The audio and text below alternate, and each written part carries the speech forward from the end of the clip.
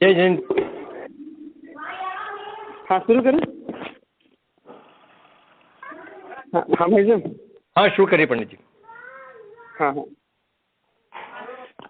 मंगलम भगवान वीरो मंगलम गौतमो गणी मंगलम कुंद कुंदाद्यो जैन धर्मो सुमंगलम सर्वमंगल मांगल्यम सर्वकल्याणकारकम प्रधानम सर्वधर्माणां जैनम जयतु शासनम सिद्धं शुद्धं प्रणमीय जिनेन्द्रवर्णेमि चन्दमकलङ्कं गुणरयणभूषणोदयं जीवस्य परुगणं मोक्षम्। पंच परमेश्वरी भगवान की जय। परम पूज्य आचार्य गुरुवर विद्यासागर जी महाराज की जय।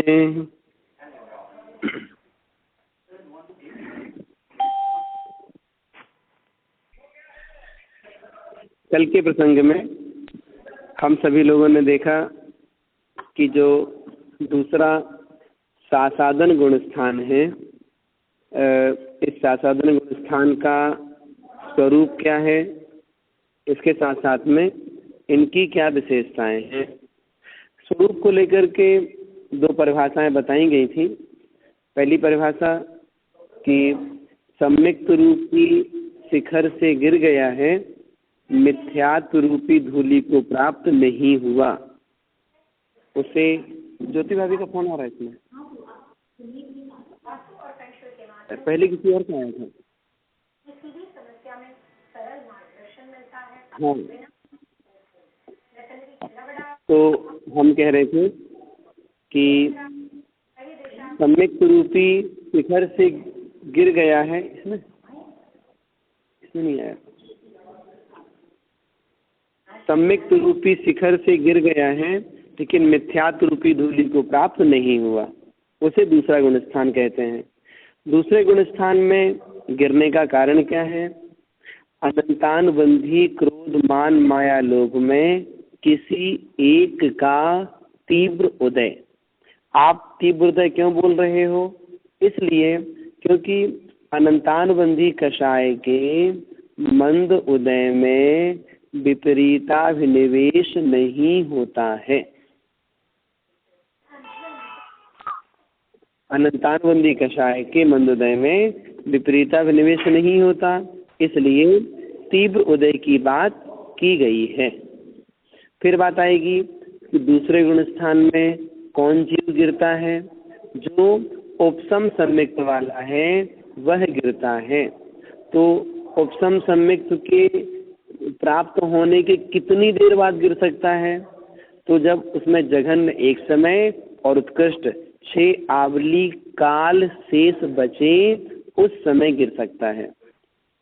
दूसरे गुण स्थान का काल कितना है?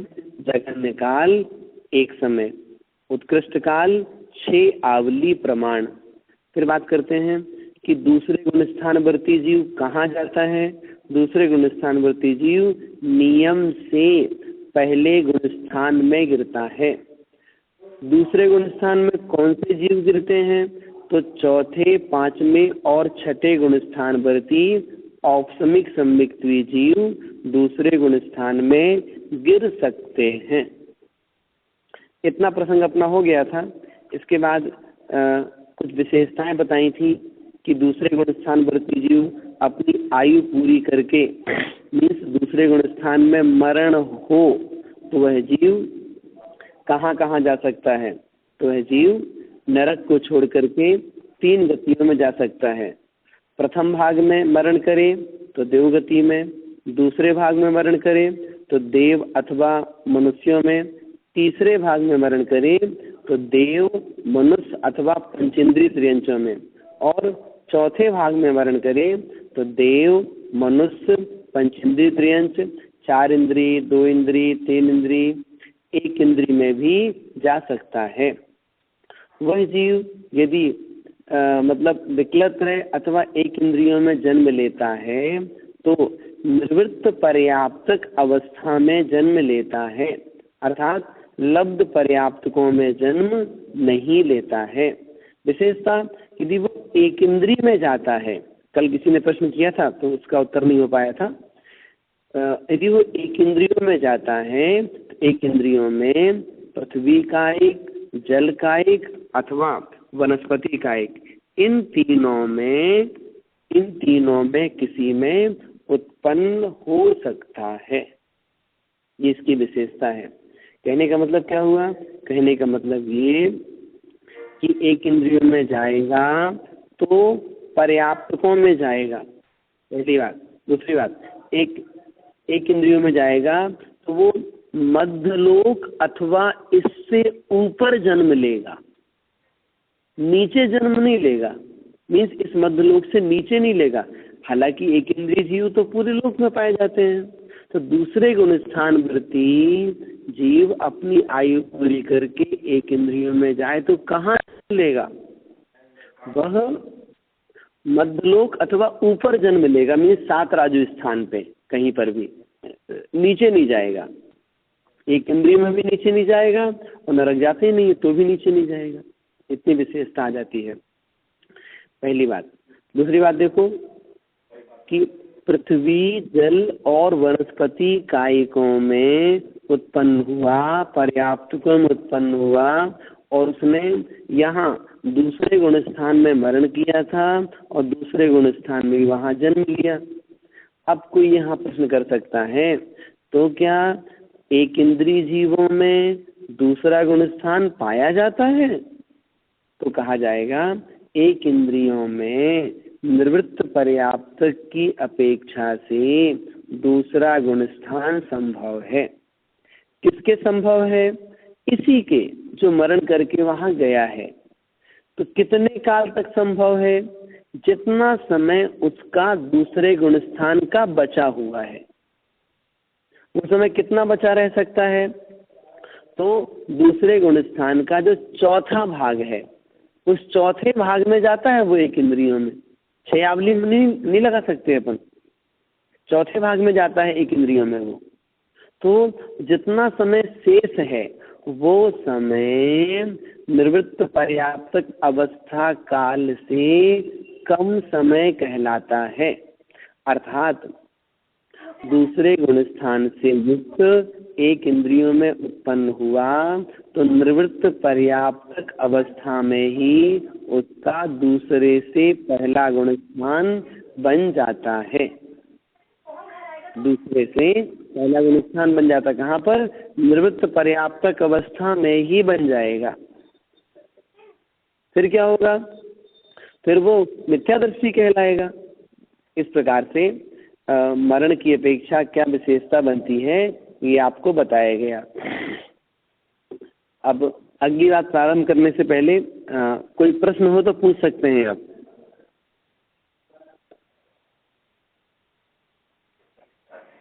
चलिए आगे बढ़ते हैं। दूसरे गुण स्थान की बात करते हुए प्रश्न किया जाता है कि आपने बताया कि दूसरे गुण स्थान का नाम है सासादन सम्यक्त्व। तो सा आसादन मतलब आसादना सहित। तो आसादना का मतलब क्या है? विराधना। तो विराधना किसकी की है?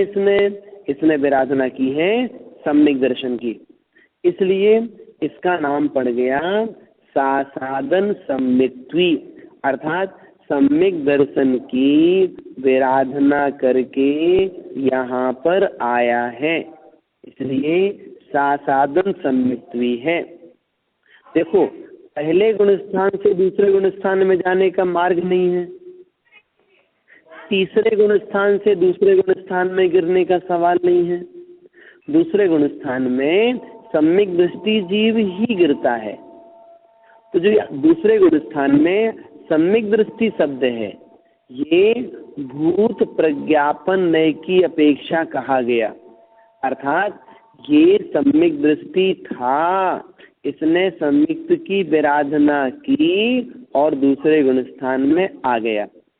इसलिए इसका नाम है सासादन सम्यक्त्वी अथवा सासादन सम्यक दृष्टि। सम्यक दृष्टि क्या है? ये अभी नहीं है, सम्यक दृष्टि था, सम्यक्त की विराधना करके आया है। कहने का मतलब है कि सम्यक दृष्टि जीव ही दूसरे गुण स्थान में गिर सकता है, मिथ्या दृष्टि नहीं जाता और तीसरे गुण स्थान वाला भी नहीं आता। इसलिए गुण स्थान का नाम सार्थक है कि सासादन सम्यक दृष्टि। सासादन मीन्स सा आसाधना, आसाधना मतलब विराधना। तो विराधना होने का कारण क्या है? विराधना होने का कारण है अनंतानबंधी कषाय का तीव्र उदय। विराधना का अर्थ क्या है? विपरीत अभिप्राय, विपरीत अभिनिवेश। किसके प्रति? देव शास्त्र गुरु के प्रति अथवा सात तत्वों के प्रति। इसलिए इसका नाम सासादन सम्यक्त्वी है। इस गुण स्थान में कौन सा भाव है? तो आपको बताया था कि दर्शन मोह की किसी भी प्रकृति का उदय ना होने के कारण से इस गुण स्थान में पारिणामिक भाव होता है। यदि हम दूसरी विवक्षा में देखें यहाँ कौन कौन से भाव हैं, तो कहा जाएगा यहाँ पर औदैक भाव है, यहाँ पर छायोपशमिक भाव भी है, यहाँ पर पारिणामिक भाव भी है। एक विवक्षा ये हो जाती है। और दूसरी विवक्षा जो बताई हमने कि दूसरे गुण स्थान में दर्शन मोह की किसी भी प्रकृति का उदय नहीं है, इसलिए पारिणामिक भाव है। इस प्रकार से दूसरे गुण स्थान की बात आपके सामने की गई। दूसरा गुण स्थान कितनी गतियों में पाया जाता है? चारों गतियों में पाया जाता है। कितनी इंद्रियों में पाया जाता है? तो दूसरा गुण स्थान पांचों इंद्रियों में, मीन्स एक इंद्री के भी, दो इंद्री के, तीन इंद्री के, चार इंद्री के, पंच इंद्री के, सबके पाया जाता है। विशेषता क्या है? एक इंद्री से चार इंद्री तक निवृत्त पर्याप्तक अवस्था में पाया जाता है और पंच इंद्रियों में निवृत्त पर्याप्तक और पर्याप्तक दोनों अवस्थाओं में दूसरा गुण स्थान पाया जाता है। इस प्रकार से इसकी विशेषता आपके सामने बताई गई। अब कोई यहाँ प्रश्न करें, यदि कोई जीव दूसरे गुण स्थान में ना गिरे, आपने बताया ना कि जगन्य काल एक समय है, काल छयावली है, तो क्या दूसरे गुण स्थान का विरह काल भी पड़ता है? विरह काल का मतलब अंतर। तो आचार्य कहते हैं हाँ, दूसरे गुण स्थान का अंतर भी है। तो नाना जीवों की अपेक्षा से दूसरे गुण स्थान का जघन्य अंतर एक समय है। मीन्स कोई भी जीव दूसरे गुण स्थान में ना रहे। कहाँ पर? तीनों लोकों में। तीनों लोकों में दूसरा गुण स्थान किसी भी जीव का न बने। ऐसा कितने समय तक हो सकता है? जघन्य से एक समय तक। उत्कृष्ट से कितने समय तक रह सकता है? उत्कृष्ट से पल्योपम के असंख्यात्मे भाग प्रमाण काल तक दूसरा गुण स्थान खाली रह सकता है। मीन्स इतने लंबे टाइम तक तीनों लोकों में एक भी जीव दूसरे गुण स्थान में ना गिरे, ये संभव है। ये नाना जीवों की अपेक्षा से कथन किया जाता है। यदि एक जीव की बात की जाए कि कोई एक जीव जो दूसरे गुण स्थान में गिरा था, अब वो जीव दूसरे गुण स्थान में कब आएगा अथवा कब आ सकता है? मतलब एक बार दूसरे गुण स्थान को प्राप्त होने के बाद दूसरी बार जो दूसरे गुण स्थान में जाए कोई जरूरी नहीं है। और ये भी जरूरी नहीं है कि किसी जीव का दूसरा गुण स्थान बने। मीन्स दूसरा गुण स्थान प्राप्त किए बिना भी कोई मोक्ष मार्गी बन के मोक्ष प्राप्त कर सकता है। फिर भी यहाँ बताया गया कि किसी जीव ने दूसरा गुण स्थान प्राप्त किया, प्राप्त होने के बाद में पहले गुण स्थान में आ गया, अब वह जीव दूसरे गुण स्थान में कब जा सकता है? तो एक जीव की अपेक्षा दूसरे गुण स्थान का जघन्य विरह काल पल्योपम के असंख्यात में भाग प्रमाण है। उत्कृष्ट कितना है? तो एक जीव की अपेक्षा दूसरे गुण स्थान का उत्कृष्ट विरह काल कुछ कम अर्ध विगल परावर्तन प्रमाण है। इस प्रकार से ये अंतर की बात आपके सामने की गई। अब हम निरंतरता की बात करते हैं कि दूसरा गुण स्थान जीवों का बना रहे। जैसे एक जीव का बना, उसका पूरा नहीं हो पाया, दूसरे जीव का बन गया, उसका पूरा नहीं हो पाया, तीसरे जीव का बन गया, उसका पूरा नहीं हो पाया, चौथे जीव का बन गया। मतलब इस लोक में दूसरे गुण स्थानवर्ती जीव कितने लंबे समय तक लगातार पाए जा सकते हैं? तो आचार्य लिखते हैं, नाना जीवों की अपेक्षा दूसरे गुण स्थान का जघन्य काल एक समय है। नाना जीवों की अपेक्षा दूसरे गुण स्थान का उत्कृष्ट काल पल्योपम के असंख्यात में भाग प्रमाण है। मीन्स इतने लंबे समय तक दूसरा गुण स्थान भरा रह सकता है नाना जीवों की अपेक्षा। और एक जीव की अपेक्षा बता दिया आपको, एक जीव की अपेक्षा दूसरे गुण स्थान का जघन्य काल एक समय, उत्कृष्ट काल 6 आवली है। इस प्रकार से दूसरे गुण स्थान संबंधी विशेषताएं बताई। हाँ, कुछ कोई प्रश्न है क्या? हाँ जी पंडित जी, बोलिए। जब जीव गुण स्थान में ऊपर चढ़ता है पहले से चतुर्थ गुण स्थान या पंचम गुण स्थान, तो वो मिथ्यात्व का उदय भी चला जाता है और उनके साथ अनंतानुबंधी का उदय भी नहीं होता है। वो तो दोनों जो प्रकृति है उसमें कोई संबंध है क्या कि मिथ्यात्व गया तो अनंतानुबंधी जाता है, ऐसा कुछ रिलेशन है क्या? इसमें कथनचित संबंध है, कथनचित संबंध नहीं है। मतलब आपका प्रश्न ये है, जब कोई जीव सम्मिक्त प्राप्त करता है तो सम्मिक्त प्राप्त होने पर अनंतानुबंधी का उदय भी नहीं है, मिथ्यात्व का उदय भी नहीं है, तो क्या इन दोनों का कोई रिलेशन है अथवा मतलब नहीं है तो क्या है? तो देखें, इसमें हमें 2-3 प्रकार से विषय समझना पड़ेगा।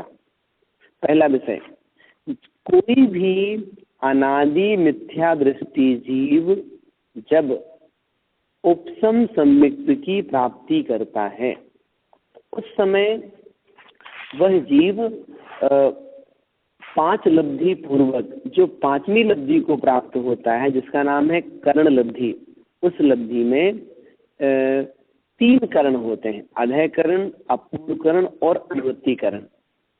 तो इन 3 करण के द्वारा अनुवृत्ति करण के अंतिम समय में वह जीव मिथ्यात्व के 3 टुकड़े करता है और टुकड़े होते ही वो जीव पहले गुण स्थान से चौथे गुण स्थान में पहुंच जाता है।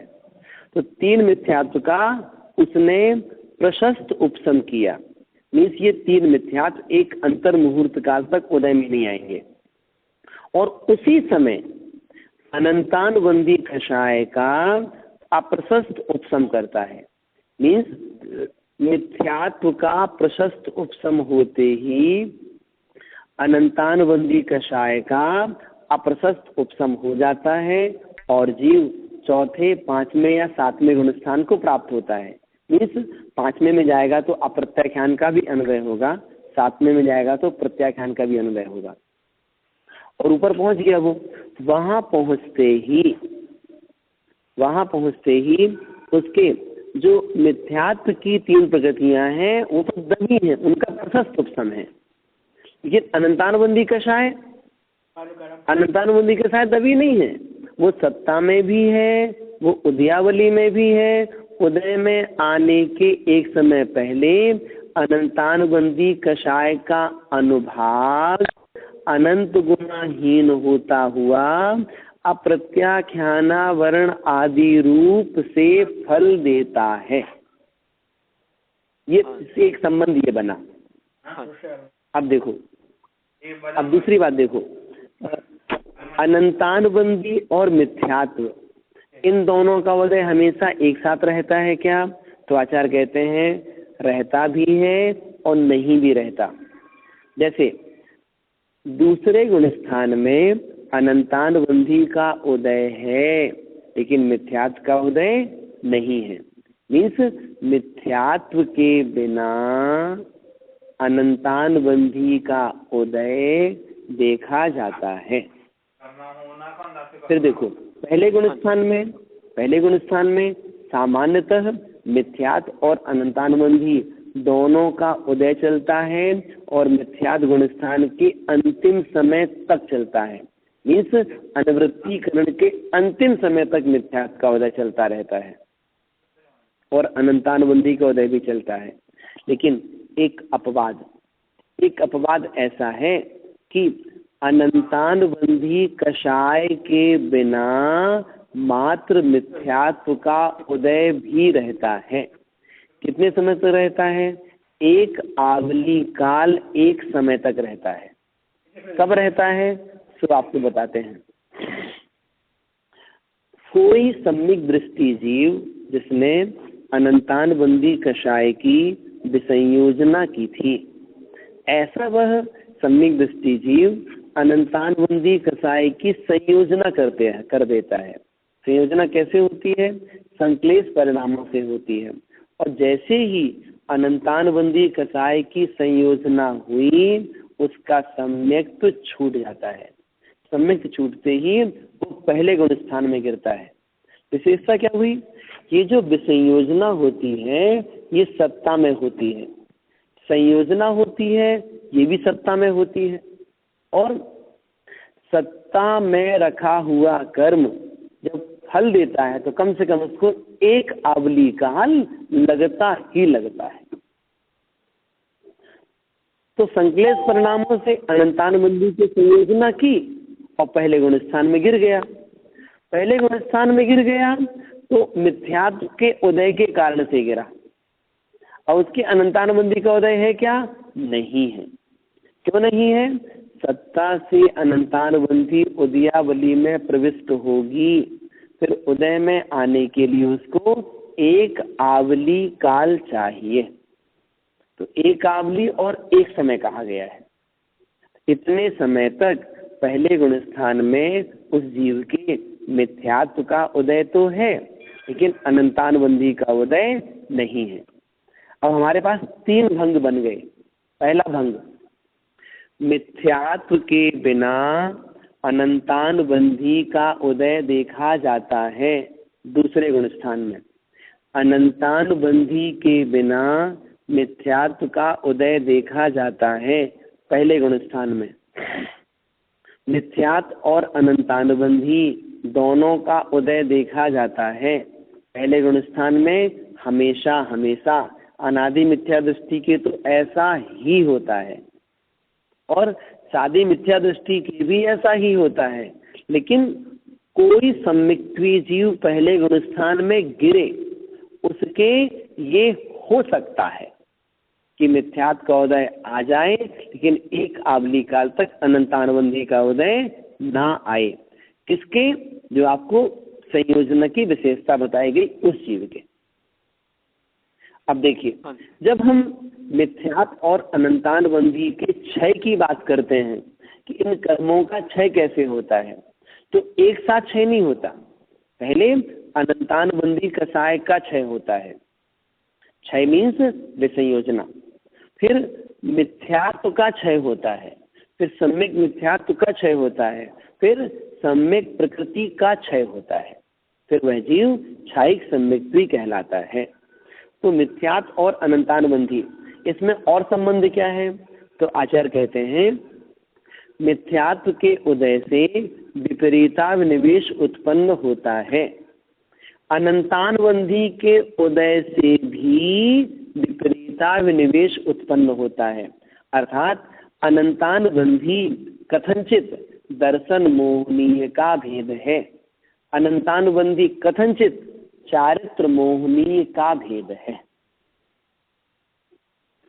और देखिए सर्वार सिद्धि में आचार्य पूज्यपाद महाराज कहते हैं मिथ्यात्वम अनंतम, मिथ्यात्व अनंत है, तत् अनुबंधिनी अनंतानुबंधिन क्रोध मान माया लोभाः। मिथ्यात्व अनंत है और उस अनंत मिथ्यात्व को बांधने वाली अनंतानुबंधी क्रोध मान माया लोभ, ये चार कषाएं होती हैं। बहुत पराग जी बहुत बढ़िया, स्पष्ट हुआ विषय? स्पष्ट हो गया। हाँ जी, मतलब इनका मतलब ये हुआ आगे बढ़ते हैं। मतलब हाँ, सामान्य शब्दों में ऐसा कह सकते हैं कि कोई जीव बहुत कषाय कर रहा है तो फिर वो मिथ्यात्व की ओर गिर जाएगा, है ना। मतलब अनंतानुबंधी जैसा कषाय करेगा तो उनका भी उदय हो जाएगा। देखिए मतलब उसको अपन ऐसा बोल सकते हैं कि जो कषाय हैं, कषाय की चार अवस्थाएं बनती हैं उसके अनुभाग की।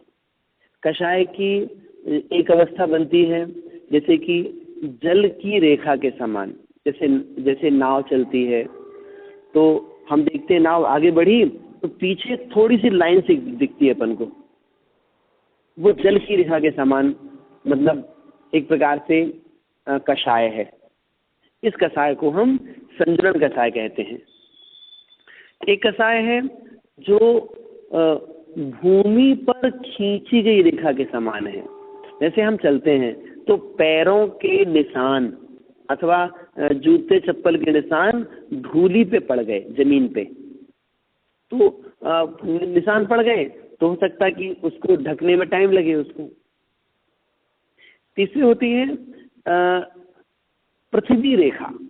पृथ्वी रेखा जैसे कि कोई तालाब इत्यादि सूख गया तो हम देखते हैं सब बीच बीच में दरारें दिखाई पड़ती हैं, उन दरारों को भरने में टाइम लगता है। और चौथी होती है किसी पत्थर पर खींची गई रेखा। तो जो पत्थर पर रेखा खींची है वो बहुत लंबे समय तक नहीं भर पाती। उसके लिए आचार्य ने कहा है कि नगराजी, नग जो डायमंड जो आप पहनते हैं हाथों में, तो नग, इस नग में भी रेखा पड़ जाए तो उसको भरने में बहुत टाइम लग जाता है। तो ऐसे ही हम जो कषाय कर रहे हैं उस कषाय की तीव्रता कितनी है, किस अनुभाग वाली कषाय है। यदि चतुस्थानी अनुभाग वाली कषाय को निरंतर करते रहते हैं तो समझिएगा कि पहले गुण स्थान में है। मात्र सामान्य से कषाय कर देने से पहला गुण स्थान हो जाता हो ऐसा नहीं है। चौथे गुण स्थान वर्ती जीव है उसकी कृष्ण लेस्या हो सकती है, मतलब इतनी अप्रत्याख्यानावरण की तीव्रता हो सकती है। कषाय की तीव्रता होना अलग बात है और कषाय स्थान बन जाना अलग बात है। इस कषाय की तीव्रता हुई लेकिन तुरंत ही अपने परिणामों को संभाल लिया, नहीं मैंने गलत किया, हमें ऐसा नहीं करना चाहिए था, हम उनसे माफी मांगेंगे, हाँ हमने जानबूझ के गलती की, तुरंत अपनी गलती का एहसास हो गया तो जीव गुणस्थान से पतित नहीं होता। और यदि गलती भी की है, कषाय की तीव्रता भी है और गलती स्वीकार भी नहीं कर रहे हैं, ऐसा यदि अहंकार हमारे अंदर बैठा हुआ है, ऐसा छल कपट बैठा हुआ है, तो समझिएगा उसका अभिप्राय फिर विपरीत हो जाता है, तो उसी समय मिथ्या दृष्टि हो जाएगा फिर वो। तो हम उस चीज को कई प्रकार से देख सकते हैं। एक संबंध हमने आपको ये बताया। ये दूसरे प्रकार से देखें तो धर्म क्षेत्र में जो तत्व की बात है, जो धर्म की बात है, हम सब बात स्वीकार कर रहे हैं लेकिन एक बात हम नहीं मान रहे हैं। हम सब कुछ तो माने लेकिन हम बोले हम कर्म सिद्धांत को स्वीकार नहीं करते। हम लोक को मान रहे हैं, हम द्रव्य को मान रहे हैं और भगवान को मान रहे, देव शास्त्र गुरु को मान रहे, लेकिन हम कर्म को नहीं मानते। हम सीधा सीधा बोलते हैं कर्म तो देते ही नहीं, हम कर्म को क्यों माने। हम तो सब माने और एक बात ना माने तो बताइए हम सम्मिक्ति कैसे कहलाएंगे फिर। तो कहा गया है कि धर्म क्षेत्र संबंधी तत्व संबंधी जो भी बात आचार्यों ने लिखी है उन सबको हम स्वीकार करें। मीन्स वस्तु दिख रही है तो श्रद्धान है ही, नहीं दिख रही है फिर भी पक्का श्रद्धान है, तो हमारा सम्यक्त बना रहता है। और जहाँ श्रद्धान टूटा वहाँ जी पहले गुण स्थान में आ जाएगा, क्योंकि गुण स्थान कहीं ना कहीं हमारे भावों से जुड़ा हुआ है, आचरण से तो जुड़ा ही हुआ है, हमारे भावों से भी जुड़ा हुआ है। इसलिए मतलब श्रद्धान, ज्ञान और आचरण ये तीनों जहाँ पर यथावत बने रहते हैं वहाँ गुणस्थान बना रहता है। और इन तीनों की वृद्धि होती है तो गुणस्थान की वृद्धि होती है, ठीक हुआ ना। और इनकी हानि होती तो गुणस्थान की हानि हो जाती है। पराग जी? हाँ जी स्पष्ट हो गया। और की प्रश्न किसी का है? चलिए हाँ जी, आगे बढ़ते हैं। पंडित जी हाँ बोलिए। एक प्रश्न था, वो जो अनंतानुबंधी का प्रशस्त और अप्रशस्त उपशम बतलाया था वो तो मेरे ख्याल से समझ में आ गया। वो तो उसका तो मतलब यही है मेरे ख्याल से कि अनंतानुबंधी का प्रशस्त उपशम मतलब उसकी विसंयोजना हो गई और अप्रशस्त मतलब की विसंयोजना नहीं हुई, सत्ता में बैठा हुआ है। ये ठीक है ना जी? देखिए प्रशस्त उपशम और अप्रशस्त उपशम दोनों में थोड़ा सा अंतर समझ लीजिएगा। प्रशस्त उपशम, तो प्रशस्त उपशम में जो कर्म है वो सत्ता में है, उदयावली और उदय में नहीं है। और अप्रशस्त उपशम में वह कर्म सत्ता में भी है, उदयावली में भी है, उदय में आने के एक समय पहले वह अपनी सजातीय प्रकृति में परिवर्तित हो जाता है। इसको बोलेंगे अप्रशस्त उपशम। और विसंयोजना, विसंयोजना मात्र अनंतानुबंधी कषाय की होती है। विसंयोजना का अर्थ होता है कि अनंतानुबंधी कषाय का सारा द्रव्य अप्रत्याख्यानावरण आदि कषायों में परिवर्तित हो जाना। इस अनंतानुबंधी कषाय का जो अनुभाग है कम कम होते इन कषाय रूप से परिवर्तित हो जाना और अनंतानुबंधी कषाय की सत्ता समाप्त हो जाना। इसको भी हम क्षय नहीं बोल रहे हैं, इसको हम विसंयोजना बोल रहे हैं। विसंयोजना का मतलब होता है उधार देना, मतलब किसी को पैसे उधार दे दिए वापस मिल जाएंगे बाद में से। ठीक है पंडित जी, वो पहले आपने बताया था एक बार मगर भूल गया। हाँ जी समझ में आ गया। अभी स्पष्ट हो गया ना? हाँ पंडित जी एकदम बिल्कुल। तीनों अलग अलग हैं, अप्रशस्त उपशम अलग है, प्रशस्त उपशम अलग है और विसंयोजना अलग है। और की बात पूछनी है? नहीं जी मेरे को तो नहीं। चलिए, तो दूसरे गुणस्थान को लेकर के आपके सामने जो विषय वस्तु थी वो स्पष्ट की गई। अभी थोड़ा सा हमें काम है तो हम तीसरे गुणस्थान के बारे में कल चर्चा कर लेंगे आपके सामने। पंडित जी एक क्वेश्चन कर ले आपको दूसरा। हाँ बोलिए। तो गुणस्थान से रिलेटेड नहीं है, चेतना वो जो ज्ञान दर्शन है वो चेतना गुण की पर्याय है, ऐसा समझना। देखिए चेतना भी गुण है, ज्ञान भी गुण है, दर्शन भी गुण है। तो एक गुण के आश्रय से दूसरे गुण नहीं रहते। जो चेतना है, चेतना मतलब अनुभूति कहलाता है। चेतना का मतलब क्या है? अनुभूति। तो ज्ञान दर्शन गुण की अनुभूति जिस माध्यम से होती है उसे चेतना कहा जाता है।